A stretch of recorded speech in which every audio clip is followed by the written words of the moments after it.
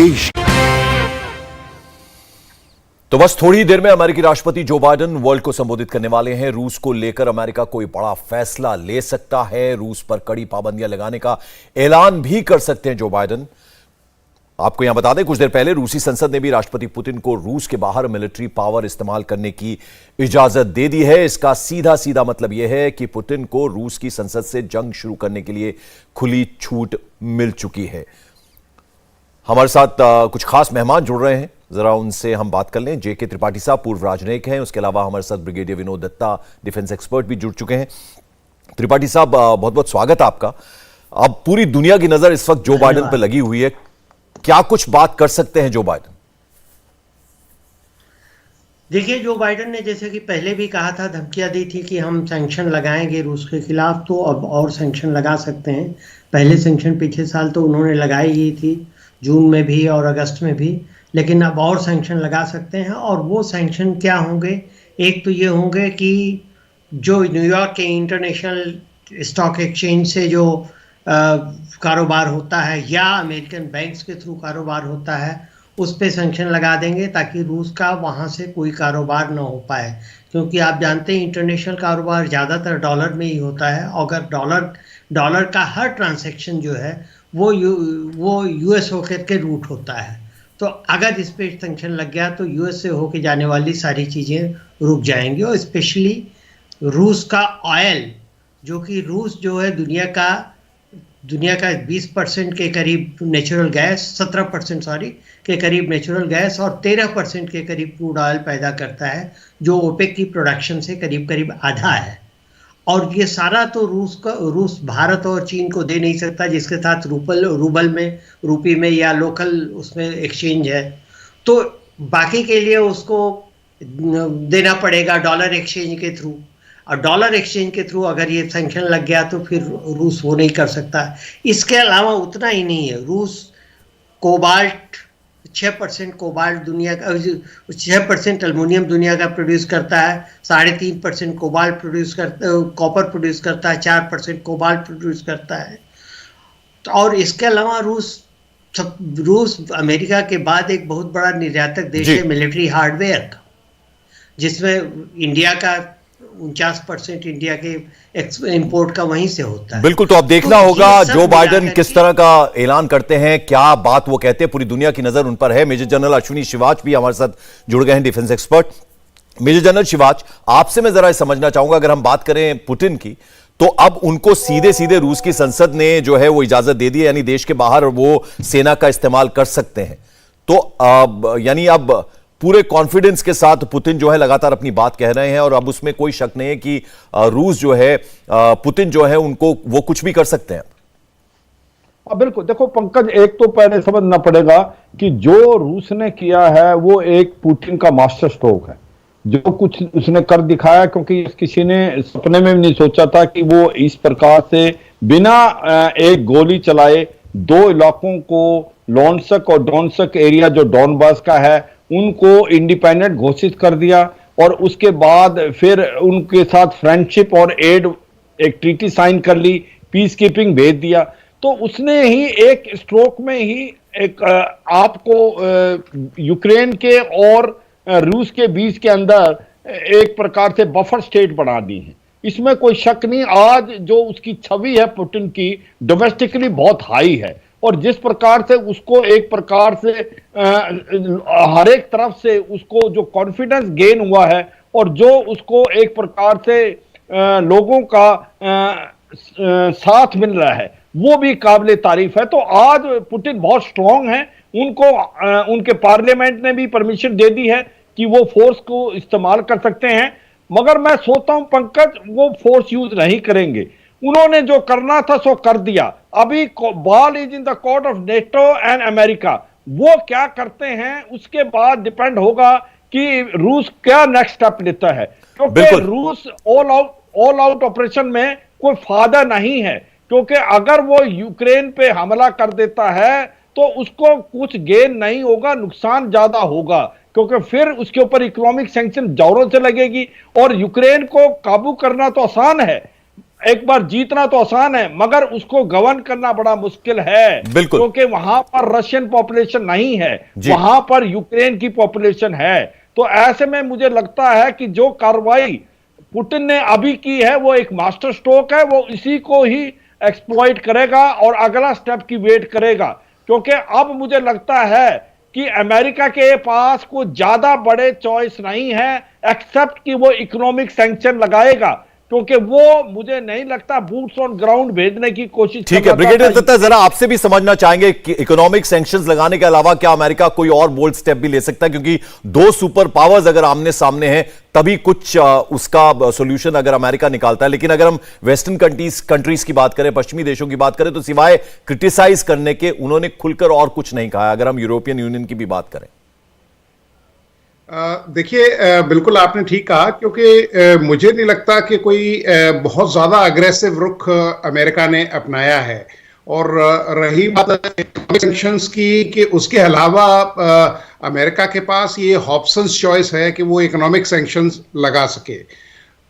तीसरी चीज़ ये है कि देखिए रशिया ने जो सलामी स्लाइसिंग है वो वाली टैक्टिक्स इस्तेमाल की है। उसने जॉर्जिया के साथ 26 अगस्त 2008 में यही किया, दो रीजन्स को ले लिया, और ये कोई सरप्राइज नहीं है। देखिए मुझे बड़ा ताज्जुब होता है कि अमेरिका ने क्योंकि अमेरिकन जो एजेंसीज हैं, खासकर जो इंटेलिजेंस एजेंसीज हैं, वो कैसे फेल हो गई। क्योंकि आप देखिए डोनेट्स और लुहांस्क में ऑलरेडी उसने 5 जो बटालियंस थे, जो टेक्टिकल ग्रुप्स थे, उनको डिप्लॉय किया हुआ था। As it is break away province था वो। तो मैं तो इसको अमेरिकन फेलियर मानता हूं कि उनकी इंटेलिजेंस फेलियर है कि जिस तरह से, क्योंकि इतिहास गवाह है, तारीख इसकी गवाह है कि रशिया ने यही टैक्टिक्स इस्तेमाल की है। पुतिन एक खुद एक मजे हुए मिलिट्री लीडर है और एक बहुत ही सुलझे हुए पॉलिटिकल लीडर है। तो अमेरिका की ये जो मिसरीडिंग ऑफ सिचुएशन है, ये अमेरिका को बहुत भारी पड़ेगी। और मुझे नहीं लगता कि अनलेस अमेरिका इज प्लानिंग कोई kinetic operation in that area, क्योंकि हालांकि पोलैंड वगैरह में ट्रुप्स वगैरह का जमावड़ा काफी हो गया है, पर मुझे नहीं लगता, मुझे लगता है यही सेबर रेटलिंग चलती रहेगी और रूस अपना काम धीरे धीरे, क्योंकि रूस एक अखंड रूस की तरफ बढ़ता जा रहा है। क्योंकि अगर आप देखें 1991 के ब्रेक के बाद रशिया ने भी अब अपना जो इंपीरियलिस्टिक डिजाइन है वो बिल्कुल जैसे चीन ने शुरू कर रखा है, वही चीज वो रेप्लिकेट कर रहा है, और चीन का पूरा आशीर्वाद है रूस के ऊपर। बिल्कुल। और त्रिपाठी साहब, जरा आपसे हम समझे भारत का क्या स्टैंड रहेगा, क्योंकि अगर हम बात करें रशिया की तो पुराना साथी भारत का रहा है, और अमेरिका से जिस तरह से रिश्ते प्रधानमंत्री मोदी जब से उन्होंने सत्ता संभाली है, जो रिश्ते उन्होंने बनाए हैं अमेरिका के साथ, और अब जो हम रिलेशनशिप शेयर करते हैं अमेरिका के साथ, तो भारत का क्या स्टैंड रहेगा? देखिए पंकज, भारत की बड़ी टाइम टेस्टेड और वेल डिफाइंड पॉलिसी रही है इस मामले में कि दुनिया में कहीं भी अगर दो देशों के बीच में तनाव या संघर्ष की स्थिति होती है तो भारत का यही स्टैंड रहता है, स्टैंडर्ड फॉर्मेट रहता है कि भारत ये कहता है कि दोनों देश आपस में बैठ करके, युद्ध विराम करके, आपस में बैठ करके निगोशिएटिंग टेबल के आर पार वो डिप्लोमेटिक मीन्स का उपयोग करके बातचीत करें, निगोशिएशन करें और उससे समझौता करें। और रही बात ये कि भारत को, जैसे कि अभी किसी चैनल में मुझसे पूछा जा रहा था, उन्होंने न्यूज़ बताया कि यूक्रेनी विदेश मंत्री ने, यूक्रेनी प्राइम मिनिस्टर ने भारतीय प्राइम मिनिस्टर से बात करने की कोशिश की है, बात करने की प्रार्थना की है कि ताकि वो बात करके उनको मध्यस्थता के लिए तैयार करें। इससे पहले यूक्रेन के विदेश मंत्री ने भी एक इंडियन चैनल को दिए गए इंटरव्यू में कहा था कि हम भारत से उम्मीद करते हैं कि चूंकि भारत रूस का बहुत अच्छा दोस्त है और यूक्रेन का भी, इसलिए वो इसमें मध्यस्थता करे। लेकिन हमने कभी भी मध्यस्थता की बात नहीं की है। हमारी ये भी बड़ी स्टैंडर्ड पॉलिसी रही है कि दो देशों की लड़ाई के बीच में हम कभी भी मध्यस्थता नहीं करेंगे। तो इसके पीछे दो कारण है। एक तो यह है कि हम किसी भी XYZ किसी भी पार्टी के साथ नहीं जाना चाहते अंतर्राष्ट्रीय मुद्दों पर, हमारी अपनी सोच है और हम किसी को साइड नहीं करेंगे। दूसरी चीज ये है कि ये हमारी फॉरेन पॉलिसी, अगर हम किसी के मध्यस्थता करेंगे तो ये हमारी फॉरेन पॉलिसी के नॉर्म्स के विपरीत है, क्योंकि कश्मीर में हम कहते आए हैं दुनिया के सभी देशों से कि हमें कोई भी मध्यस्थता पसंद नहीं है, ये द्विपक्षीय मामला है और इसको द्विपक्षीय हम और पाकिस्तान ही सुलझाएंगे। अब उस हालत में अगर हम मध्यस्थता की बात स्वीकार करते हैं तो इसका सीधा सीधा इफेक्ट हमारी कश्मीर पॉलिसी पे पड़ेगा। इसलिए इंडिया का यही स्टैंडर्ड रिप्लाई रहेगा, रिस्पॉन्स रहेगा, और अभी तक रहा है कि हम यही उम्मीद करते हैं कि दोनों देश डिप्लोमेसी का उपयोग करते हुए युद्ध बंद करके नेगोशिएटिंग टेबल पे बैठ के आपसी वार्तालाप से शांतिपूर्वक इसको सुलझाएं। हाँ, इंडिया तब इंटरवीन करेगा अगर इंटरनेशनल एजेंसीज के ऑस्पिस में इसको वो किया जाए, जैसे अगर United Nations peace keeping force में इंडिया को कहा जाता तो इंडिया सहर्ष उसमें पार्टिसिपेट करेगा, या कहीं रिहैबिलिटेशन एंड ह्यूमैनिटेरियन असिस्टेंस के ऑपरेशन के लिए कहा जाता तो उसमें भारत पार्टिसिपेट करेगा, लेकिन सीधे सीधे मध्यस्थता नहीं। जनरल शिवाज, जिस तरह की बातें सामने आ रही हैं, यानी सीधे सीधे ब्रिटेन तो ये कह रहा है कि रूस ने यूक्रेन में आक्रमण शुरू कर दिया, और जो खबरें आ रही हैं वो ये कि तमाम जो डिप्लोमेट्स हैं रूस के, उन्होंने यूक्रेन से उन्हें निकालना शुरू कर दिया है। तो यानी ये आहट है, अब एक तरह से युद्ध की इंडिकेशन आ रही है, अभी भी संभल सकती है स्थिति? देखो, बिल्कुल पंकज, ये तो सच्चाई है कि जिस प्रकार से सिचुएशन डिटोरेट हो रही है, लड़ाई होने में कोई खास फर्क नहीं है, लड़ाई हो सकती है, इसमें कोई शक और सवाल नहीं, और लड़ाई के लिए तैयारी करने में कोई नुकसान नहीं। मगर मैं समझता हूं कि अभी भी डिप्लोमेसी को चांस दिया जाना चाहिए, कुछ न कुछ हाल निकलेगा, क्योंकि लड़ाई किसी के फायदे में नहीं, ना रूस के फायदे में, ना अमेरिका के में, ना यूक्रेन के, और पूरे वर्ल्ड के अंदर जो है बड़ा इसका एडवर्स इंपैक्ट होगा इकोनॉमिकली सबसे ज्यादा, और उसके बाद होगा क्या कि गुटों में बट जाएगा पूरा वर्ल्ड, और हो सकता है ये लड़ाई आउट ऑफ कंट्रोल हो जाए, इसके अंदर और देश आ जाएं और ये न्यूक्लियर हथियार का रूप भी ले सकती है। तो ऐसे में मुझे नहीं लगता कि लड़ाई कोई इसका सोल्यूशन है। मगर यह भी सच बात है कि जो सिचुएशन बिल्डअप हो रही है उसमें एक प्रकार से गिरावट आने से और एक मिसअंडरस्टैंडिंग होने से कार्रवाई हो सकती है, पर जो मेन मुद्दा जो लड़ाई करने का है वो सबसे बड़ा श्रेय जाता है पुतिन पे।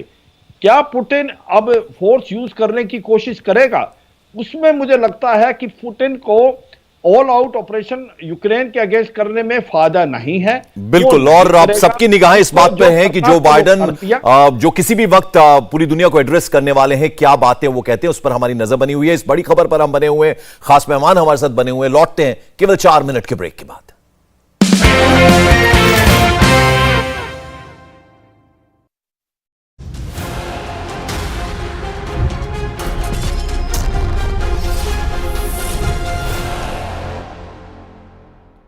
चौथे चरण की लड़ाई में कौन आगे जाने वाला है, कौन पिछड़ रहा है, हम कर रहे हैं चर्चा।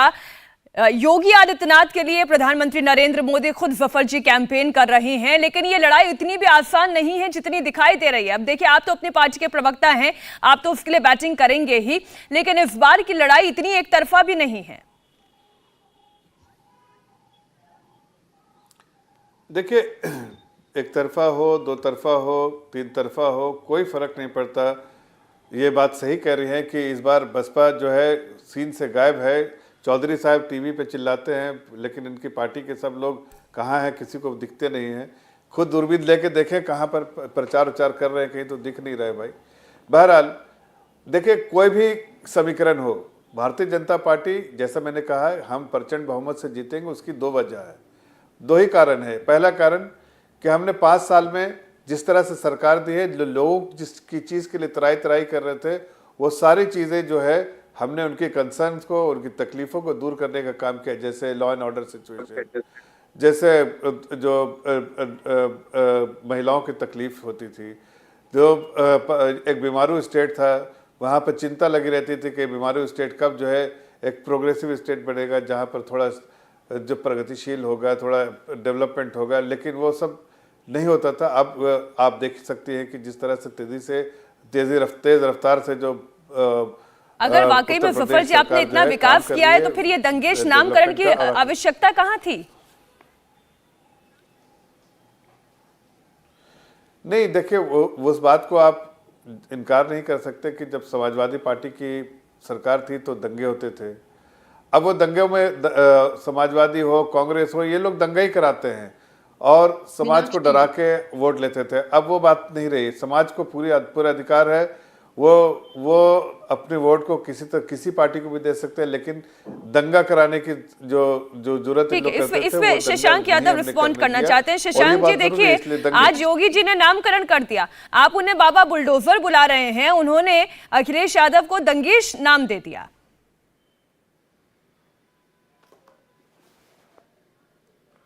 इसमें दंगेश को आप करो, उन्होंने अपना ही नाम लिया है। इकलौते मुख्यमंत्री होंगे हिंदुस्तान के जिन्होंने दंगा भड़काने के आरोप में मुकदमा अपने ऊपर वापस लिया, और एक नहीं 12 मुकदमे वापस लिए। ऐसा इतिहास में आपको नहीं मिलेगा, हिंदुस्तान के आजाद इतिहास में, कि कोई मुख्यमंत्री अपने खिलाफ ही 12 मुकदमे वापस ले। इतना ही नहीं, जो डिप्टी सीएम है केशव प्रसाद मौर्य जी, उन पर भी थे आरोप, उन्होंने भी मुकदमे वापस लिए। चिन्मयानंद जी पे मुकदमे वापस लिए गए, और तब भी जब ये पॉलिटिकल मुकदमे वापस हो रहे थे, आप हाईकोर्ट के ऑब्जर्वेशन की बात कर रहे थे, तभी हाईकोर्ट ने ऑब्जर्वेशन किया कि पॉलिटिकल लोगों पे मुकदमे वापस होंगे तो पहले हमारे पास स्क्रूटनी के लिए लाया जाए इन्हीं मुकदमों की वापसी के बाद। और जब मुकदमे वापस लिए, योगी आदित्यनाथ जी के पास जो कंप्लेनेंट था उसको उठा के इन्होंने बंद कर दिया दंगा भड़काने में। तो ये लोग, दंगा कौन भड़का रहा है, ये इस तरह की टीवी की बहस से या जो मंच से बोल रहे हैं उससे कुछ नहीं होने वाला है। विकास के नाम पर ये मांग रहे हैं, मैं खाली 1 मिनट आपका लूंगा जरूर, काफी देर से बात चल रही, मुझे मौका नहीं मिला है। विकास का इंटरनेशनल जो पैमाना है वो सिर्फ है हेल्थ, एजुकेशन, एम्प्लॉयमेंट, तब जाके सिविल कंस्ट्रक्शन होता है। ये 4 चीजें बेसिक मानी जाती है। हेल्थ में ये 0, कोरोना में ऑक्सीजन में लोग मर गए। एजुकेशन में 2 साल से अनपढ़ कर दिए, पूरी दुनिया में इकलौता देश हिंदुस्तान है जहां बच्चों से फीस ली गई। आप मालूम कर लीजिए, कोरोना में पूरी दुनिया में कहीं बच्चों से फीस नहीं ली गई, केवल हिंदुस्तान वो देश है। आ जाइए एम्प्लॉयमेंट की। अच्छा, एक मिनट, लेकिन शशांक जी देखिए, इसमें मुझे बीच में रोकना पड़ेगा। आप जो पूरे दुनिया का जब आप एग्जाम्पल देते हैं, फिर आप भारत की स्थिति देखें। अगर स्कूल फीस नहीं लेंगे तो वहां पर काम करने वाले कर्मचारी जो घर बैठे हुए हैं वो क्या कमाएंगे और क्या खाएंगे? यह अभूतपूर्व स्थिति थी। आप कोरोना की स्थिति को अभूतपूर्व, अरे मैं तो ये पूछती हूँ कि आज तो मोदी जी ने आरोप लगाया वैक्सीन को लेकर भ्रम फैलाने वाली पार्टी कौन थी? अच्छा, ये बताइए, वैक्सीन किस देश में वैक्सीन के कब पैसे लिए गए हैं? जो आज वो कह रहे थे कि वैक्सीन के पैसे पड़े हैं, आज वो सवाल जो जनता से कर रहे थे, मैं तो ये पूछ रही हूँ कि वैक्सीन को लेकर अखिलेश यादव ने भ्रम फैलाया था या नहीं फैलाया था? बीजेपी की वैक्सीन है ये कहा था या नहीं कहा था? एक लाइन चला दी आपने, उन्होंने ये नहीं कहा था वैक्सीन तब तक नहीं लगाऊंगा जब तक सबके लिए अवेलेबल नहीं होगी। और आप याद करिए, वैक्सीन की जब बात आ रही थी, ना प्राइसिंग फिक्स कर पा रहे थे, ना ये तरीका फिक्स कर पा रहे थे। वो तो सुप्रीम कोर्ट की जब कमेटी बैठी है, तमाम PILs हुई है, तब जाके वहां पर इनके जो उस टाइम के जो काउंटर्स दिए हुए, अफिडेविट दिए, वो मिलाइए। उसके बाद जो गवर्नमेंट की पॉलिसी है वो मिलाइए। कभी भी किसी सरकार ने कभी पैसे लिए वैक्सीन के? और उससे बड़ा इतने बड़े घमंडी कि बोल रहे हैं कि लोग कहते हैं कि मोदी का नमक खाया तो हम नमक हरामी नहीं करेंगे। आज तक सरकारों ने कभी इस तरह की भाषा इस्तेमाल करी है कि नमक खाया है? ठीक है, मैं अलका जी आपके पास आऊंगी। देखिए, मुझे बाकी मेहमानों को भी समय देना है। अब देखिए, यादव साहब ने कहा, उससे पहले जफर इस्लाम जी आरोप लगा रहे हैं चौधरी साहब आपकी पार्टी पर, ना तो आपके पार्टी के कैंडिडेट्स दिखाई देते हैं, ना मुखिया दिखाई देते हैं, और फिर आप ये दावा।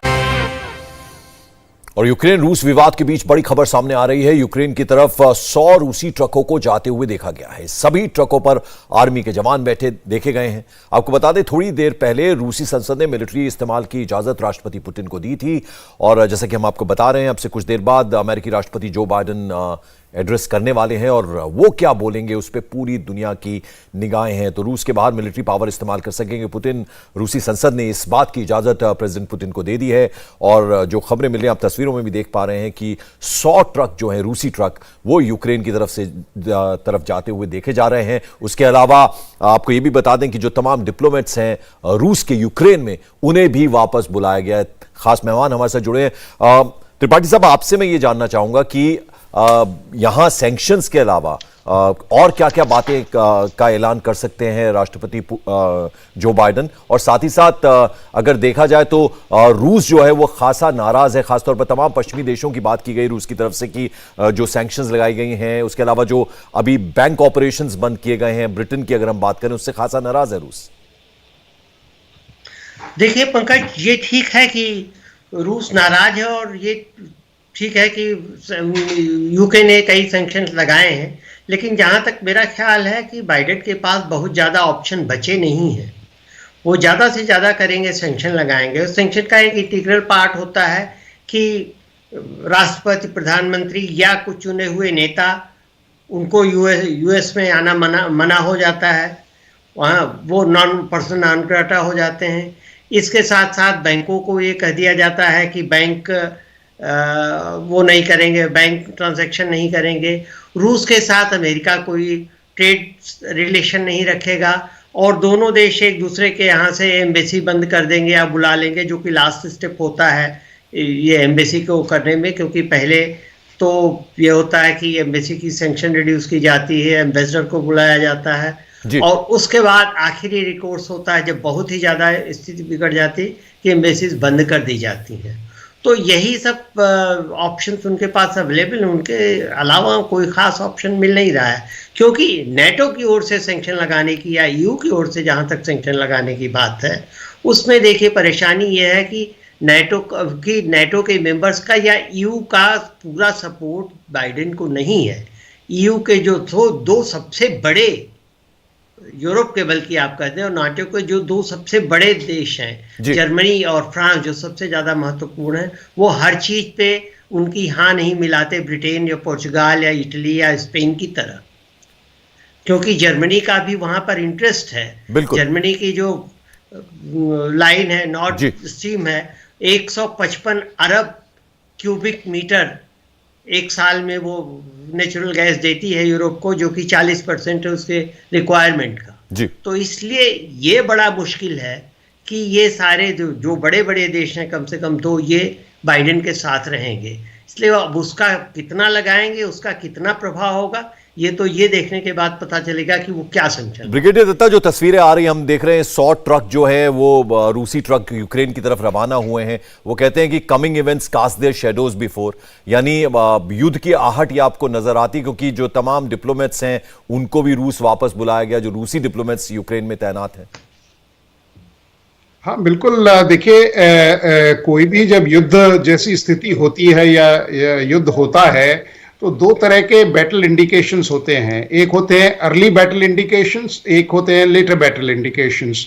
तो अर्ली बैटल इंडिकेशंस ऑलरेडी आ रहे थे और आपके जितने भी जो मुअज़्ज़ज़ हमारे जर्नलिस्ट हैं वो बता रहे थे, आपके चैनल द्वारा भी बताया गया था कि भाई क्या सूरत हाल है जी। और अब तो बिल्कुल चीज़ें बिल्कुल साफ हैं और वाजे कर दिया है, क्योंकि पहले जैसे मैंने आपको बताया था कि करीब 5 tactical group, battalion groups Russia ने लगाए थे और रशिया को भी मालूम था कि भाई ये जो पोर्शन है या जो ये एरिया है ये सॉफ्ट बैली है यूक्रेन की, और वो यहीं से कोई इग्रेस करेगा यूक्रेन के अंदर।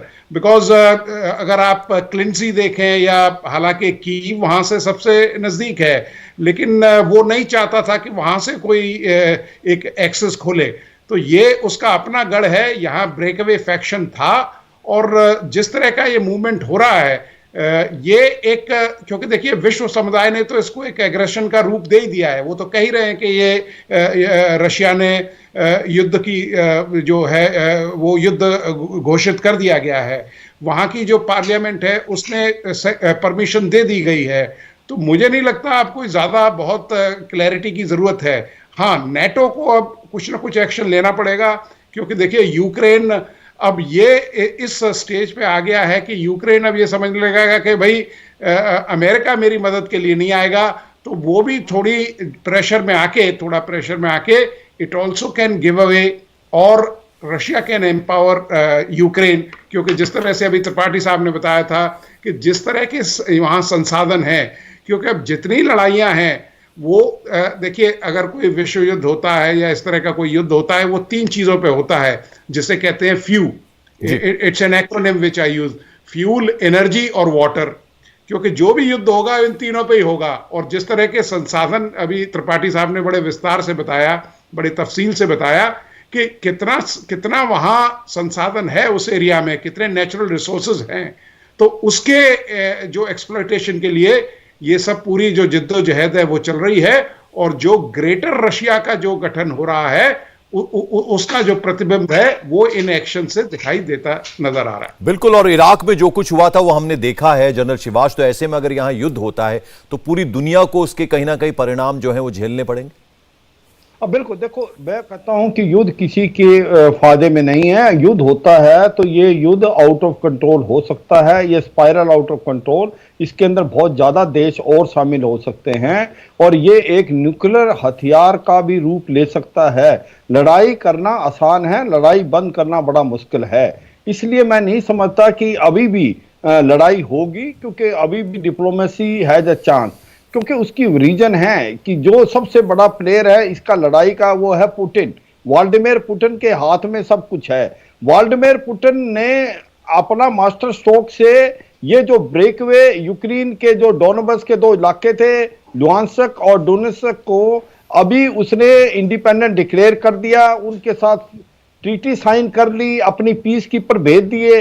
तो उसने तो बहुत कुछ हासिल कर दिया है, उसे लड़ाई की अभी जरूरत नहीं है। वो एक पोस्चरिंग कर रहा है, पोस्चरिंग करके एक प्रेशर डाल रहा है अमेरिका पे और यूरोपियन और नेटो कंट्री पे कि आप जो मेरे रेड लाइन हैं उनको आप एक प्रकार से अप्रिशिएट करें। आप यूक्रेन को नेटो में ना लें, आप अपने जो इंटरकॉन्टिनेंटल बैलिस्टिक मिसाइल और न्यूक्लियर हथियार हैं वो रूस के नजदीक ना डिप्लॉय करें। अगर ये करते हैं नेटो कंट्री और अमेरिका मानता है तो मुझे लगता है ये युद्ध टल जाएगा। युद्ध को अभी भी टलने के चांसेस ज्यादा हैं, युद्ध होने के चांसेस कम हैं, क्योंकि इसके अंदर जो एक मेन प्लेयर है पुतिन, वो एक बहुत समझदार है, वो स्ट्रेटेजिशियन है, उसने बहुत कुछ कर लिया। एक मास्टर स्ट्रोक से उसने पहला राउंड जीत लिया है। अगर 3 ऑलरेडी वॉन बाय, और अभी बाइडेन तो है वो, क्योंकि बाइडेन की खुद की छवि अमेरिका के अंदर बहुत ज्यादा कमजोर है, स्पेशली अफगानिस्तान के बाद। अभी सबने सोचा था कि वो शायद एक स्ट्रॉन्ग लीडरशिप का डिस्प्ले करेंगे, मगर वो नहीं कर पाए। तो आज जब वो अपने पूरे कंट्री और वर्ल्ड कम्युनिटी को एड्रेस करेंगे तो उनके पास कोई ज्यादा बिल्कुल। और जो बात जनरल शिवाज कह रहे हैं त्रिपाठी साहब, मैं आपसे समझना चाहूंगा। देखिए, अमेरिका की दिक्कत यह है कि इस बार उसके सामने जो देश है वो रूस जैसी बड़ी ताकत है, और तमाम देश ये भी कह रहे हैं कि जिस तरह से यूएसएसआर का विघटन हुआ था वो कहीं ना कहीं पुतिन को उस बात का वो एक कोशिश है उनकी कि वापस वो यूएसएसआर जो है वो फिर से वो उस तरह बनाना चाहते हैं। इस तरह की भी बातें सामने आ रही। देखिए, जहां तक यूएसएसआर के विघटन के समय की बात है, उस वक्त क्या हुआ था कि उस वक्त क्लिंटन की मीटिंग जो येल्सिन से हुई थी उसमें ये क्लिंटन ने साफ किया था, और ये बड़ा मशहूर हो गया ये फ्रेज, कि NATO will not move even 1 inch towards east. यानी उन्होंने ये एश्योरेंस दे दिया था कि नेटो को और आगे ईस्ट में रशिया की ओर नहीं बढ़ाया जाएगा।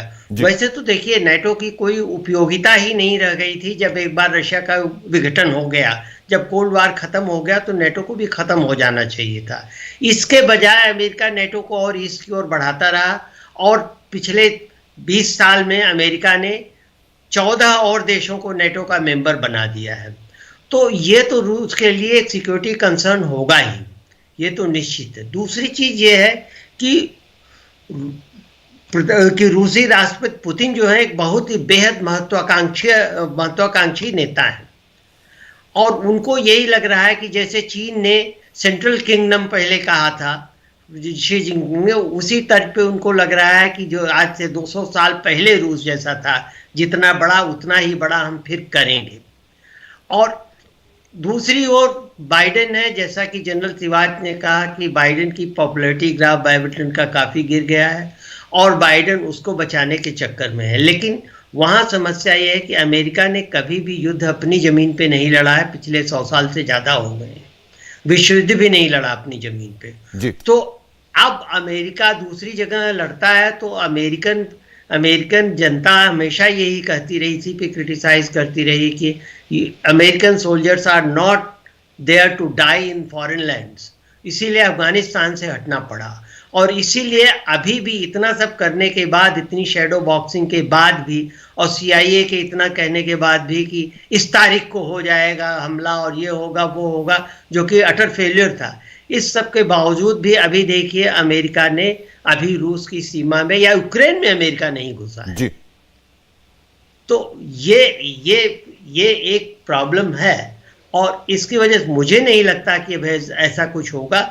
लेकिन क्या है कि एक तो होता है युद्ध से हुआ नुकसान और एक युद्ध की आशंका से नुकसान शुरू हो जाता है, जो अब हो चुका है। क्योंकि देखिए जब बजट पेश हो रहा था तो वित्त मंत्री निर्मला सीतारमण ने ये बजट से पहले जो इकोनॉमिक सर्वे होता है उसमें बताया था कि हमें उम्मीद है कि इस साल जो है क्रूड ऑयल $70-72 पर बैरल पर रहेगा। जी।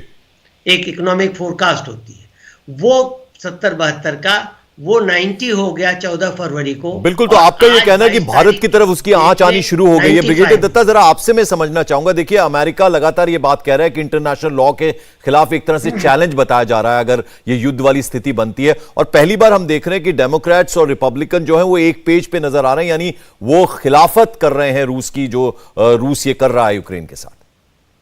हाँ बिल्कुल। देखिए ये तो मैंने जैसा शुरू में ही कहा था कि ये तो वर्चस्व की लड़ाई है कि अगर अमेरिका को एक सुपर पावर का दर्जा रिटेन करके रहना है, क्योंकि देखिए जो उसकी पावर है वो डाउनहिल की तरफ चल रही है, बिकॉज ये तो नेचुरल साइकिल है, anything which goes up has to come down. तो जिस तरह से सोवियत संघ का विघटन हुआ, अभी त्रिपाठी साहब ने बताया, तो अमेरिका भी उसकी तरफ अग्रसर है और 2050 तक चीन एक सुपर पावर की तरफ उभर के आएगा।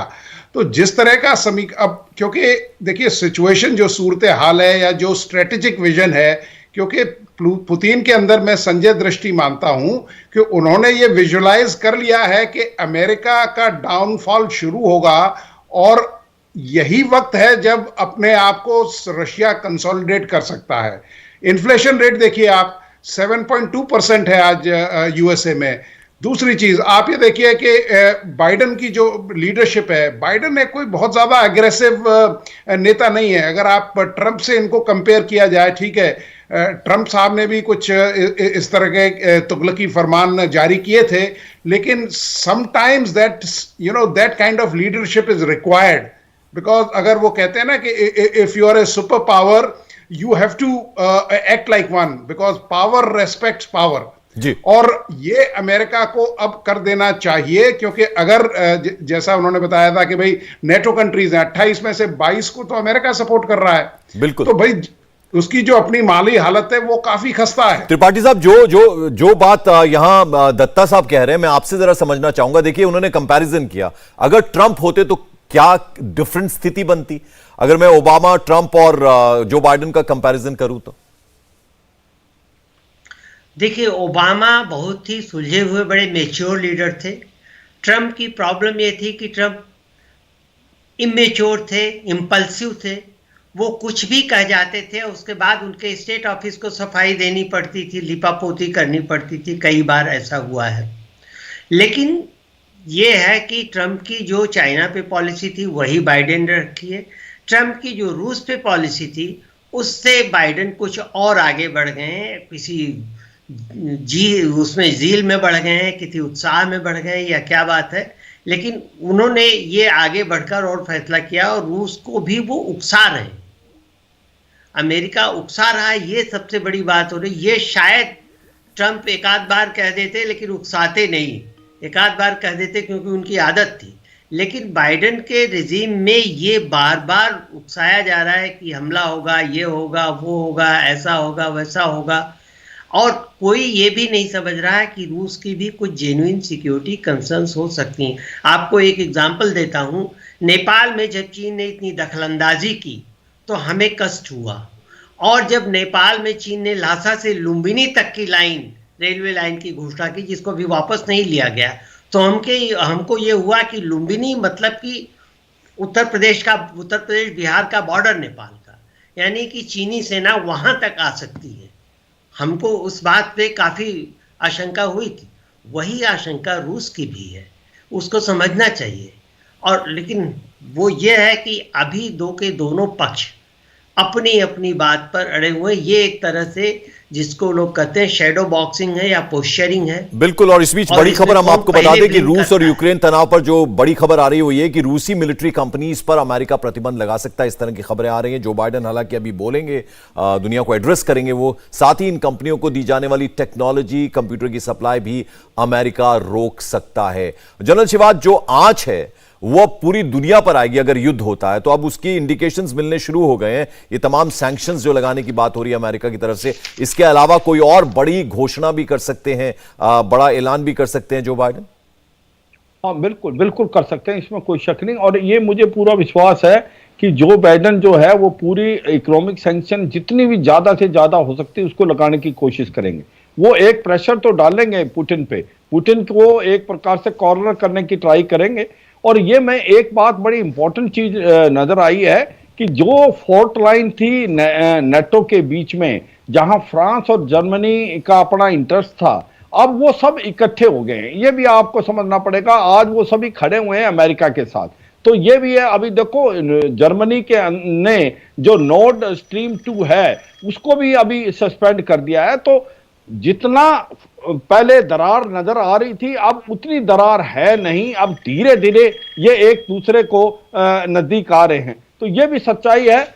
मुझे लगता है पुतिन पूरे इकोनॉमिक सैंक्शन जितने भी हो सकते हैं उसको फेजेस में लगाएगा, इकट्ठे नहीं लगाएगा। मगर वो ये दिखाने की कोशिश करेगा कि अगर रूस ने ये किया है तो रूस को बख्शा नहीं जाएगा और रूस को हम इकोनॉमिक सैंक्शन लगाएंगे जिससे उसको हर्ट होगा, उसकी इकोनॉमी को हर्ट होगा। वो अलग बात है कि आने वाला समय बताएगा कितना इफेक्ट होता है, क्योंकि चीन उसकी मदद करेगा। चीन एक बहुत बड़ी मार्केट है, क्या उसका इंपैक्ट होगा ये वक्त बताएगा। मगर ये सच्चाई है कि वो पूरे के पूरे हिसाब से इकोनॉमिक सैंक्शन लगाएगा। डर एक चीज का है कि जो चीन है ऐसी सिचुएशन का फायदा उठा के कुछ ताइवान के अंदर कर सकता है या कुछ लद्दाख की तरफ कर सकता है। ये एक कॉज ऑफ कंसर्न है वर्ल्ड के लिए, क्योंकि यहां पर जो सबसे ज्यादा फायदा उठाएगा सिचुएशन का वो चीन है। क्योंकि जो चीन है वो एक प्रकार से इस वक्त को देखते हुए एग्रेसिव हो सकता है इंडियन ओशन में, साउथ चाइना सी में और ताइवान के अगेंस्ट या लद्दाख के अंदर। तो यह भी ध्यान रखने वाली बात है पंकज। बिल्कुल। और अभी सबकी नजर इस बात पे है कि अमेरिकी राष्ट्रपति जो बाइडेन जो अभी कुछ देर में एड्रेस करेंगे, पूरी दुनिया की निगाहें उनके भाषण पे रहेंगी कि क्या बात, क्या ऐलान वो कर सकते हैं, क्या सैंक्शंस लगाएंगे या कुछ और ऐलान भी वो करेंगे। इस पर सबकी नजर रहेगी। कुछ ही देर में जो बाइडेन एड्रेस करने वाले हैं। त्रिपाठी साहब, आपसे मैं समझना चाहूंगा, देखिए जिस तरह से रूस और अगर कंपैरिजन करें यूक्रेन का, यूक्रेन कहीं भी रूस के आगे नहीं ठहरता, बावजूद उसके उनके राष्ट्रपति ने बात कही थी कि हम किसी से डरते नहीं हैं, हमने ना किसी से कभी कुछ लिया है और ना ही हम किसी कीमत पर किसी को कुछ लेने देंगे। देखिए ये चीज तो पंकज जो है, ये चीज तो जब लड़ाई होती है, लड़ाई क्या बल्कि जब इलेक्शन भी होता है तो आप समझ लीजिए इसी उदाहरण से कि हर पार्टी के लोग कहते हैं हम जीत रहे हैं और हम किसी से कम नहीं हैं। ये तो एक पोस्चरिंग की बात होती है। ये अपने डोमेस्टिक कॉन्स्टिट्यूंसीज को टारगेट करके कही जाती है ताकि उनका मॉरल डाउन ना हो, ताकि वो ये सोचते रहें कि हाँ हमारा लीडर सही और हमारा लीडर सही फैसला ले रहा है। नहीं तो दुनिया जानती है कि यूक्रेन कहीं भी नहीं ठहरता रूस के आगे। और दूसरी चीज जो मैं कहना चाहता हूँ, इंपॉर्टेंट चीज है जिस पे लोगों का ध्यान शायद कम जाता है, आज के टाइम में हथियारों से लेके लड़ाई करना उतना महत्वपूर्ण नहीं रह गया है। आज के टाइम में महत्वपूर्ण क्या है, इकोनॉमी को बर्बाद करने के लिए लड़ाई करना और साइबर अटैक करना। आपने देखा होगा कि रूस ने पिछले 5 साल में यूक्रेन पे 6 साल में 2 साइबर अटैक किए हैं। और पहले में तो 8 घंटे के लिए ऐसी मुश्किल हो गई थी, 2015 या 16 की बात है, ऐसी मुश्किल हो गई थी कि बिजली घर बंद हो गए थे, बैंक बंद हो गए थे, गवर्नमेंट के ऑफिस ठप हो गए थे। 8 घंटे 9 घंटे तक जाड़े में, बर्फीले जाड़े में यूक्रेन के कीव के निवासी जो हैं वो बिना बिजली के रहे थे। आप इमेजिन कर लीजिए। तो उसके बाद 18 में भी बैंक वगैरह पे साइबर हमला हुआ था। तो रूस अपने साइबर हमलों के लिए काफ़ी विख्यात है। और साइबर हमले करके कोई ये भी नहीं कर सकता जब तक ये पता रहेगा किसने किया, क्या किया, तब तक तो काफ़ी डैमेज इकोनॉमी को हो ही जाता है। तो ये रूस का ये एक महत्वपूर्ण हथियार होगा इसमें कि कम से कम हथियारों का उपयोग करके साइबर अटैक से वो किया जाए। बिल्कुल। और रही बात जैसे इसका जी जी जी ब्रिगेडियर दत्ता, आप जरा ये बताइए कि रूस अगर घुसपैठ करता है तो उसे जल्द और माकूल जवाब देना होगा। अमेरिका ने बात कही है, ये भी कहा गया है कि किनारे पे बैठ के तमाशा नहीं देख सकते, लेकिन सीरियसनेस वो किसी भी पश्चिमी देश की नजर नहीं आती, ब्रिटेन की भी नजर नहीं आती। केवल सैंक्शन लगा देने से क्या काम हो जाता है? क्योंकि कहीं ना कहीं वो सीरियसनेस होनी चाहिए, वो नजर नहीं आई अभी तक, भले ही अमेरिका की बात कर लें हम। हाँ बिल्कुल, देखिए जिस तरह से इन्होंने अपने जो समुद्री जंगी जहाज हैं वो स्टेज फॉरवर्ड कर रखे हैं, लेकिन उन्होंने जितने भी साइन्यूज ऑफ वॉर डिप्लॉय किए हुए हैं उनका इस्तेमाल तो नहीं किया कोई, चाहे वो प्रोएक्टिव सिनेरियो में हो या रिएक्टिव सिनेरियो में हो। और जैसा मैंने पहले कहा था कि भाई ये सेबर रेटलिंग ही चल रही है, वो ये एक वक्तव्य अमेरिका दे देता है, दूसरी तरफ रशिया, लेकिन रशिया हैज एक्टेड। और रशिया देखिए जो फिजिकल उसने जिस तरह से बढ़त हासिल की है या टेरिटोरियल गेन्स किए हैं उसने, क्योंकि अभी तक तो वो ब्रेक अवे फैक्शन था और उसने अब अपने जो ट्रुप्स हैं वहां उनको बिठा दिया है और धीरे धीरे he will try to enter and put pressure on Ukraine and Ukraine will have no choice. लेकिन अमेरिका ने देखिए करीब 10 उसने जो ग्लोब मास्टर्स हैं उनके तहत सामरिक सामग्री यूक्रेन में भेजी है, लेकिन उससे कोई काम नहीं चलता है, क्योंकि जब तक फिजिकल प्रेजेंस, जब तक कोई इस तरह की अमेरिका कोई ऐसा एक्शन नहीं लेता है तब तक यूक्रेन का कॉन्फिडेंस बढ़ने वाला नहीं है। या जो बाकी के कंट्रीज हैं, चाहे आप जो एस्टोनिया है, लैटविया है, ये बाकी जो नेशंस हैं नेटो कंट्री, नेटो अलायंसेस के, उनका भी कॉन्फिडेंस अमेरिका को लेना पड़ेगा, क्योंकि वो ये समझते हैं कि आज अगर ये यूक्रेन के साथ हुआ है तो कल उनका नंबर है। तो वो भी, उनका भी झुकाव है, they will be more echelon towards Russia. क्योंकि आजकल देखिए इंटरनेशनल पॉलिटिक्स में त्रिपाठी साहब बैठे हैं, वो बड़े जानकार हैं इस मामले के, आपके परमानेंट इंटरेस्ट होते हैं। आप ये देखिए अमेरिका ने चीन का साथ लिया था सोवियत संघ को नष्ट करने में या उसका डिसइंटीग्रेट करने में, आज रशिया चाइना का साथ ले रहा है अमेरिका का वर्चस्व खत्म करने में जी। तो ये समीकरण बनते और बिगड़ते रहते हैं। बिल्कुल। त्रिपाठी साहब, ये अगर मैं बात करूं लुहांस्क की और दोनेत्स्क की बात करूं, तो ये जो दोनों ही प्रांत हैं, इस पर अगर रूस का कंट्रोल हो गया है तो कहीं ना कहीं यूएस की जो मध्य एशिया में पैठ बनी है उसको कमजोर करने के लिए भी रूस की ये स्ट्रैटेजी कहीं ना कहीं रही होगी।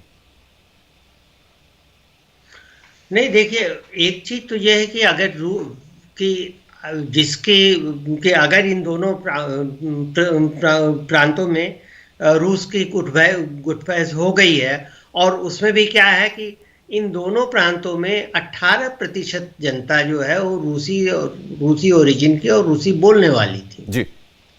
तो वहां तो उसकी घुसपैठ हो गई है, लेकिन अब अमेरिका क्या करेगा? अमेरिका मध्य एशिया में कैसे कुछ करेगा? आपका यही मतलब था ना? जी जी जी। और ये किस लिए, ये दोनों प्रांत जो है बहुत इंपॉर्टेंट है रूस के लिए? देखिए इसलिए भी इंपॉर्टेंट है कि आप अगर देखिए कि क्रीमिया को उन्होंने मिला लिया और उसके ही ऊपर ये दोनों प्रांत पड़ते हैं, और ये बेसिकली इससे भूमध्य सागर में एक तरह से एंट्री हो जाएगी रूस की जी, सीधे सीधे, और यूक्रेन तीनों ओर से घिर जाएगा, ऊपर बेलारूस, पूर्व में रूस, और इधर क्रीमिया, और क्रीमिया के ऊपर ये दोनों प्रांत जो हैं ये आ जाएंगे। तो एक तरह से ये घेरने की साजिश है, ये एक तरह से पोस्चरिंग है, कौन पहले ब्लिंक करता है, कौन पहले आंखें झपकाता है, कौन पहले, किसके ये वॉर ऑफ नर्व्स है। तो ये अभी देखिए ये पोस्चरिंग कुछ समय तक होगी। और रही बात ये कि मध्य एशिया में रूस कितना वो करेगा, तो मध्य एशिया में रूस का प्रभाव धीरे धीरे गिर रहा है, क्योंकि मध्य एशिया में लोकतंत्र अपनी अच्छी जड़ें जमा चुका है, और वहाँ पर वो लोग भी ये चाहेंगे कि हम पश्चिम के साथ जुड़े, या कम से कम हम ये करें कि पश्चिम के साथ या ईयू के साथ हम ऐसे समझौते करें जिससे हमारे ट्रेड जो है हमारा ट्रेड रिलेशंस बढ़े। तो ये मुश्किल हो जाएगा। अब तो पुतिन के लिए मुश्किल हो जाएगी कि मध्य एशिया के देशों को अपनी सॉफ्ट बेली मानने की कोशिश करना, जो अफगानिस्तान के क्राइसिस के बाद अभी तक रूस मानता आया है। अब कोई जरूरी नहीं है कि ये देश रूस की बात आंख मूंद के मान ही ले। जी, ब्रिगेडियर दत्ता, आपका क्या टेक है इसमें? आप क्या कहना चाहेंगे? जरा आपसे भी हम समझ लें। और साथ ही साथ कहीं ना कहीं ये भी लगता है कि नाटो के खिलाफ भी ये जो दो प्रांत हैं वो कहीं ना कहीं एक हथियार हो सकते हैं रूस के लिए। हाँ, क्यों नहीं। देखिए, जैसा अभी त्रिपाठी साहब ने भी बताया कि सेंट्रल एशिया में एक ऐसा एरिया है जहां हर जो सुपर पावर है, या चाहे आप किसी भी अलायंस को कहिए, चाहे वो रशिया सेंट्रिक है, चाइना सेंट्रिक है, या अमेरिका सेंट्रिक है, वो देखिए उन्होंने किया। क्योंकि सोवियत संघ या रशिया नहीं चाहेगा, क्योंकि पुराना अगर आप एक्सपीरियंस देखें, करीब 10 साल वहाँ रह के रशिया को कोई हासिल नहीं हुआ। और अमेरिका ने बहुत बड़ी योजना बनाई थी टू डिस्टेबलाइज रशिया। उन्होंने मुजाहिदीन वगैरह को सपोर्ट किया, और मुजाहिदीन का बल्कि जो गठन हुआ वो इसी के लिए कराया गया। अमेरिका वहाँ 20 साल रहा। 20 साल के बाद द रिजल्ट वाज जुक। वो भी America also got a bloody nose and came back. China इस तरह की गलती करेगा नहीं, क्योंकि चाइना का जो इंटरेस्ट है वो मिनरल्स पे है सेंट्रल एशिया की, लेकिन चाइना अपना कोई डायरेक्ट इन्वॉल्वमेंट वहाँ नहीं दिखाएगा। तो ये जो पावर बैलेंस है सेंट्रल एशिया का, वो बड़ा डेलिकेट है। क्योंकि अगर इस तरह का कोई एक्शन चाइना लेना चाहता, तो चाइना एक कोवर्ट ऑपरेशन में, या पाकिस्तान को साउंड बोर्ड रखते हुए, या उसको स्प्रिंग बोर्ड रखते हुए कोई ना कोई एक्शन वहाँ रखेगा, या अपना जो इनडायरेक्ट कंट्रोल है वो रखेगा। रशिया, हाँ, बिकॉज अगर इस तरह के सैंक्शंस लगते हैं, और जिस तरह से बाकी यूरोपियन यूनियन के भी जो देश हैं, या जो नेटो अलायंस के जो कंट्रीज हैं, वो इकट्ठा होते दिखाई दे रहे हैं, तो रशिया के लिए ये थोड़ा सा मुश्किल हो जाएगा। बिकॉज जैसा त्रिपाठी साहब ने बताया कि देखिए, आने वाले में आपकी बुद्धिमत्ता यही है कि आप इकोनॉमिक या माली तरह से किसी कंट्री को तोड़ें। क्योंकि बिल्कुल सर, इस बीच एक बड़ी खबर आ रही है, जरा दर्शकों को हम खबर भी देते रहे। रूस यूक्रेन तनाव के बीच यूक्रेन से एयर इंडिया की पहली फ्लाइट दिल्ली पहुंच चुकी है। कई स्टूडेंट्स और जो लोग हैं वहां रह रहे थे भारतीय, वो दिल्ली आए हैं यूक्रेन से। स्वदेश लौटे लोगों ने बताया कि यूक्रेन में माहौल ठीक है, लेकिन युद्ध की आशंका को देखते हुए वापस भारत आना पड़ा। यानी ये आशंका, ये डर है कि युद्ध हो सकता है, लिहाजा उन्हें अपने घर आना ज्यादा सेफ लगा है। हालांकि अभी युद्ध जैसी स्थिति वहां नजर नहीं आई, हालात अभी उतने बिगड़े हुए नहीं हैं वहाँ, ठीक है हालात। स्टूडेंट्स लौटे हैं, कुछ भारतीय जो वहाँ रह रहे हैं, वहाँ काम कर रहे हैं, वो लोग लौटे हैं एयरपोर्ट पर। अब से कुछ देर पहले एयर इंडिया का विमान यूक्रेन से भारतीयों को लेकर लौटा है, जिसमें ज़्यादातर जो है वो स्टूडेंट्स हैं और कुछ वो लोग हैं जो वहाँ पर अपना कामकाज कर रहे हैं। विशेष विमान से उन्हें भारत लाया गया है। हमारे साथ खास मेहमान बने हुए हैं त्रिपाठी जी। अभी एक फ्लाइट एयर इंडिया की आई है और जिसमें कुछ भारतीय आए हैं, उनका ये कहना है, ऐसी खबरें आ रही हैं कि अभी हालात वैसे खराब नहीं हुए हैं वहां पर, और हम देख रहे हैं तस्वीरें एयरपोर्ट की, जहां परिजन जो हैं वो इंतजार कर रहे हैं। अब जाहिर बात है बाहर आएंगे जब लोग तो कुछ बातें भी उनसे सुनने को मिलेंगी, लेकिन आप परिजन देख रहे हैं जो उनका इंतजार कर रहे हैं, तस्वीरों में नजर आ रहे हैं। दिल्ली एयरपोर्ट की ये तस्वीरें हैं। आपको बता दें अभी अभी यूक्रेन से एयर इंडिया का विमान लौटा है, कुछ स्टूडेंट्स आए हैं और कुछ लोग जो वहां रह रहे थे उन्हें लेकर विशेष विमान आया है। जी त्रिपाठी साहब। जी देखिए, ऐसा है कि वहाँ के लोग जो हैं वो यही कह रहे हैं कि अभी कोई स्थिति जैसी विशेष खराब नहीं हुई है। मैं अभी कुछ देर पहले दूसरे चैनल्स पे था, तो वहाँ से कुछ लोगों को उन्होंने कनेक्ट किया था। उन्होंने भी कहा, और कुछ जो भारतीय छात्र 2-1 पहले आ चुके हैं अपने आप, उन्होंने भी कहा कि स्थिति इतनी खराब नहीं हुई, लोग बाकायदे अपने काम वगैरह पे जा रहे हैं। हाँ, युद्ध की आशंका है, लेकिन तब भी जनजीवन अस्त व्यस्त नहीं हुआ है। तो इसका मतलब ये है कि इसको सिर्फ हाइप किया जा रहा है अमेरिका द्वारा, नाटो द्वारा, कि वहां पर ऐसा हो सकता है, वैसा हो सकता है, और ये हाइप करके कोशिश ये हो रही है कि रूस को उत्तेजित किया जाए कि पुतिन कोई ऐसा काम कर दें जिसके जवाब में अमेरिका रिटेलिएट करे। हालांकि ये मुश्किल लग रहा है, अभी दोनों ओर से भी कोई ऐसा न काम होगा न रिटेलिएशन होगा। इकोनॉमिक सैंक्शन लगा देंगे, उसके कुछ दिन बाद, मेरे ख्याल से 15-20 दिन बाद ये मामला थोड़ा सा ठंडा हो जाएगा, तब तक बातचीत। ब्रिगेडियर दत्ता, पर इससे क्या रूस को खास फर्क पड़ता है, पुतिन को खास फर्क पड़ता है? क्योंकि जब जिस तरह की कार्रवाई अभी तक रूस ने की है, उसको लेकर पीएम जो बोरिस जॉनसन है वो बहुत भड़के हुए थे। उन्होंने कहा कि हम झड़ी लगा देंगे सैंक्शंस की। तो ये बात तो पुतिन को मालूम है कि ज्यादा से ज्यादा ये हो सकता है। हाँ बिल्कुल, देखिए पुतिन साहब ने ये जितने प्रॉस एंड कॉन्स हैं उनको वे किया होगा, क्योंकि वो बड़े ही सुलझे हुए स्ट्रेटेजिशियन हैं और पॉलिटिकल लीडर हैं, और खुद वो एक मिलिट्री कमांडो रहे हैं। तो उनको वो it is a very fine mix of political and military leadership. तो उन्होंने इन सब चीज़ों को वे किया हुआ है, और उन्होंने इस तरह का, उनके पास जो फाइनेंशियल स्टेमिना है वो उतना है। क्योंकि देखिए आर्म्स इंडस्ट्री आप देखिए, जो रशिया का सबसे बड़ा जो सोर्स ऑफ इनकम है वो है आर्म्स एक्सपोर्ट।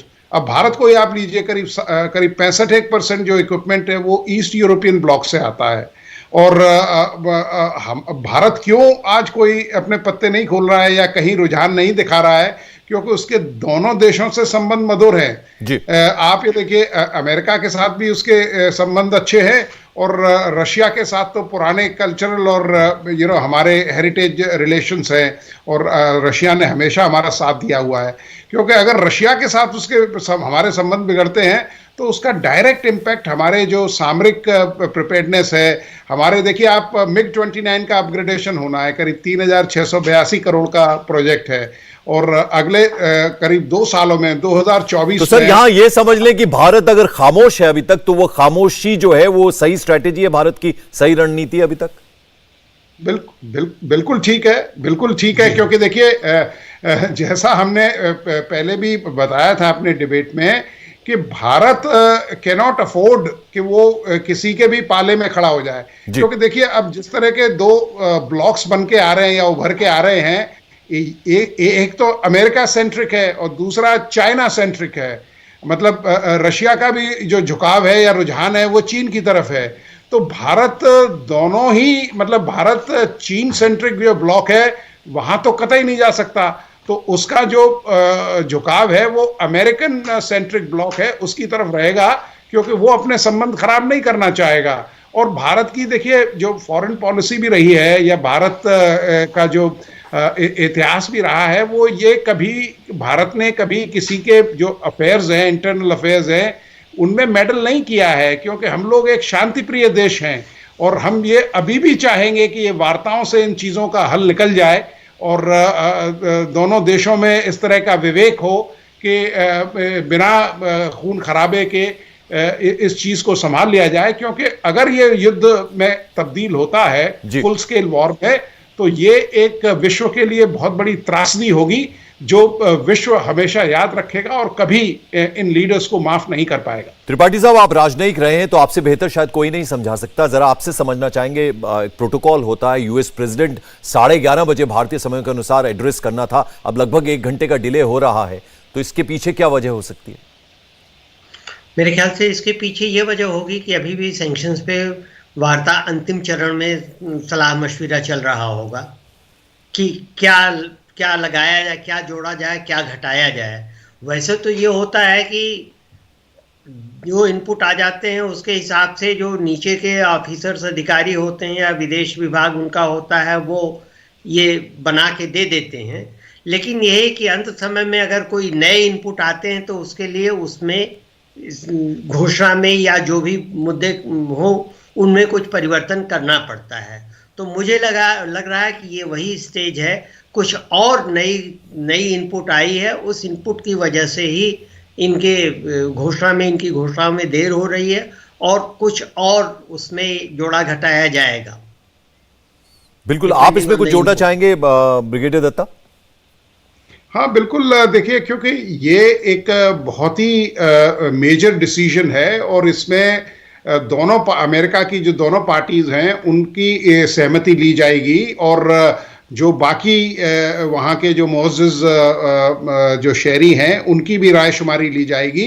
क्योंकि ये एक बहुत बड़ा फैसला है और जिसका इम्पैक्ट पूरे विश्व पे देखा जाएगा।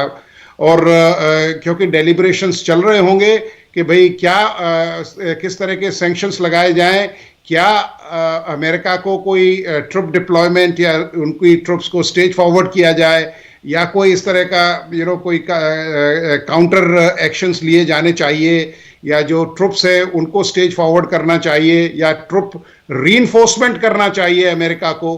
तो क्योंकि सबसे बड़ा प्लेयर तो नेटो में अमेरिका ही है, वो प्राइम मूवर तो अमेरिका ही है।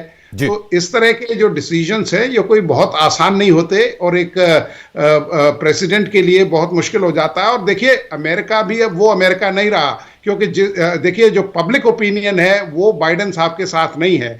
975 बिलियन डॉलर खर्च करके 20 साल आप अफगानिस्तान में रह के आप बिल्कुल खाली हाथ लौट आए with body bags, so many casualties in Afghanistan, और आप अफगानिस्तान को किस हालत में छोड़ के आए हैं। दुनिया में जग हसाई भी हुई कहीं ना कहीं।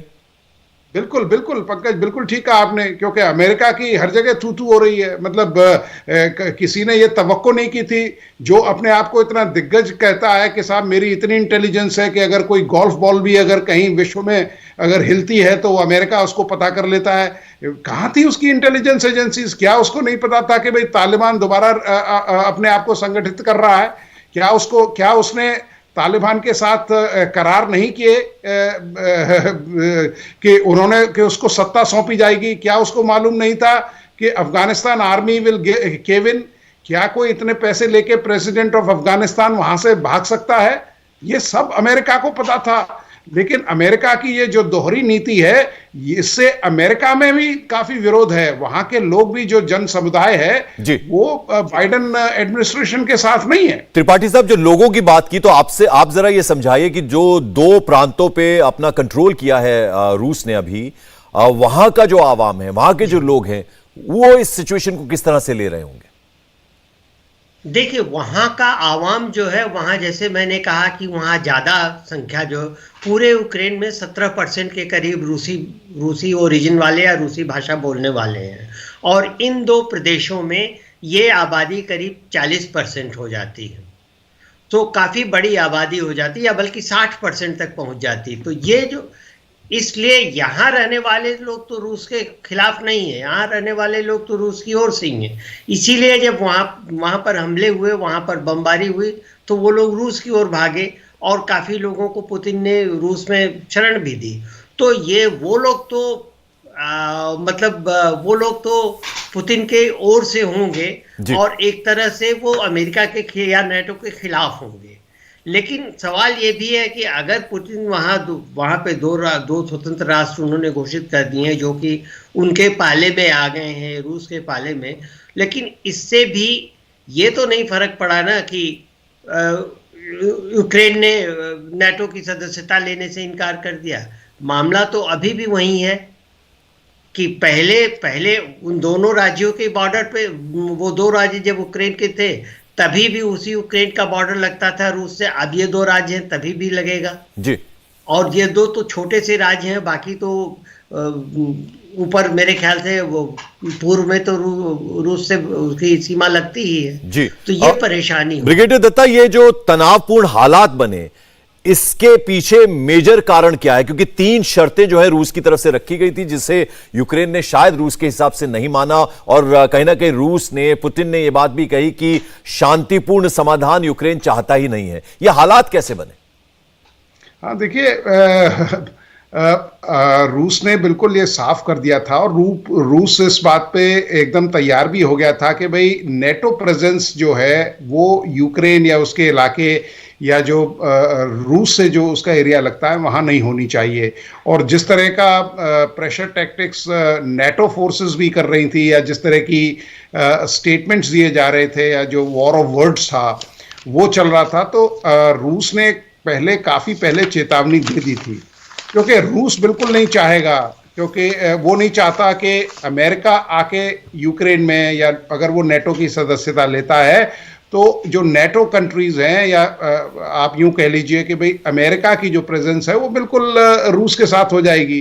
तो रूस ने ये बिल्कुल साफ कर दिया था कि अगर अमेरिका पीछे हटता है या अमेरिका इसका समर्थन करना बंद कर देता है तो रशिया कोई एक्शन नहीं लेगा।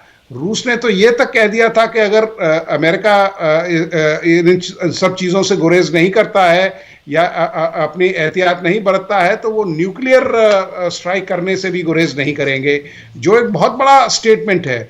और अगर आप न्यूक्लियर इन्वेंट्री देखें तो रशिया की जो न्यूक्लियर इन्वेंट्री है वो कहीं ज़्यादा क्वांटिटी और क्वालिटी में बेहतर है बनस्पत अमेरिका के। हालांकि दोनों ही न्यूक्लियर पावर हैं और दोनों की इन्वेंट्री काफ़ी हद तक है, क्योंकि अगर इस तरह का कोई एस्केलेशन होता है या काइनेटिक ऑपरेशंस का इस तरह से होता है तो न्यूक्लियर स्ट्राइक, हालांकि ये बड़े स्ट्रेटेजिक वेपन्स होते हैं, लेकिन अगर इस तरह के हालात पैदा होते हैं तो दोनों कंट्रीज न्यूक्लियर कंट्रीज हैं और वो इन सब चीज़ों के इस्तेमाल से भी गुरेज नहीं करेंगी, जो विश्व के लिए एक बहुत बड़ा संकट हो जाएगा। तो मेरी तो यही गुजारिश है कि भाई अमेरिका से खासकर और ये जो वॉर ऑफ टाइटन्स है इसको डिप्लोमेसी से सुलझा लिया जाए, और क्योंकि अमेरिका के पाले में अब बॉल है, वो किस तरह से इसको देखता है, क्या एक्शन लेता है। और रूस की जो बिकॉज रूस का जो मूवमेंट आपने बताया अभी करीब 100 ट्रक देखे गए हैं, तो रूस जो है वो एक प्रिकॉशनरी डिप्लॉयमेंट कर रहा है, क्योंकि उसे ये लगता है कि अगर बाई चांस नेटो जो फोर्सेस हैं वो कोई हमला बोल देती है। बिल्कुल त्रिपाठी साहब, मामला भले ही यूक्रेन और रूस के बीच तनाव का हो, लेकिन दो सुपर पावर्स भी आमने सामने ऐसे में आती हैं, क्योंकि जो बाइडेन अब से कुछ देर में एड्रेस करने वाले हैं, जिसको लेकर हम ये चर्चा भी कर रहे हैं। ऐसे में दो सुपर पावर्स अगर आमने सामने आते हैं, चीन किस तरह से देख रहा है इस पूरी सिचुएशन को? देखिए, चीन तो पंकज जी रूस की तरफ ही जाएगा, और चीन के लिए तो हमारी मुराद है कि अमेरिका एक और जगह फंस रहा है रूस के चलते। लेकिन ये है कि चीन उसमें अभी कितना उसका लीवरेज ले सकता है ये देखना होगा, क्योंकि जहाँ तक रही बात इंडो पैसिफिक की या साउथ चाइना सी की, तो वहाँ पर स्थितियों में बहुत ज़्यादा बदलाव नहीं आएगा, क्योंकि वहाँ पर लड़ाई जो होगी वो नेवल बैटल्स होगी, वो वॉरशिप्स की होगी। और अमेरिका के पास इतने बेड़े हैं, एक बेड़ा वहाँ परमानेंटली आता जाता रहता है, तो अमेरिका को उससे कोई फर्क इतना नहीं पड़ेगा। तो हाँ, चीन ये है कि चीन उसका फ़ायदा उठा करके और लद्दाख में कुछ करने की सोच सकता है, क्योंकि आपको याद होगा चीन ने 1962 में जब क्यूबा क्राइसिस हुई थी, तो जब रूस और अमेरिका एक दूसरे के आमने सामने क्यूबा में खड़े थे और रूस ने भी मिसाइल लगा दी थी, तो उस वक्त क्या हुआ था कि उस वक्त उन दोनों की इस व्यस्तता का फ़ायदा उठा करके चीन ने युद्ध का बहुत सही समय चुना था, कि ताकि दोनों में से कोई भी भारत को मदद करने की वो न कर पाए। तो चीन के लिए ये बहुत अच्छा मौका है पुराने अपने स्कोर सेटल करने का, और देशों से जिनके साथ उनकी दुश्मनी, या अपने घर के अंदर ही, जैसे इनर मंगोलिया है, जैसे तिब्बत है, जैसे हांगकांग है जी, वहाँ भी अपना दबदबा कायम करने के लिए ये शी जिनपिंग के लिए एक सुनहरा मौका है, क्योंकि अगर वो वहाँ कुछ करते हैं अपने डोमेस्टिक। बिल्कुल, मैं जरा सर आपको यहाँ 1 मिनट के लिए रोकना चाहूंगा। हम एक तस्वीर दिखा रहे हैं इस वक्त अपने दर्शकों को।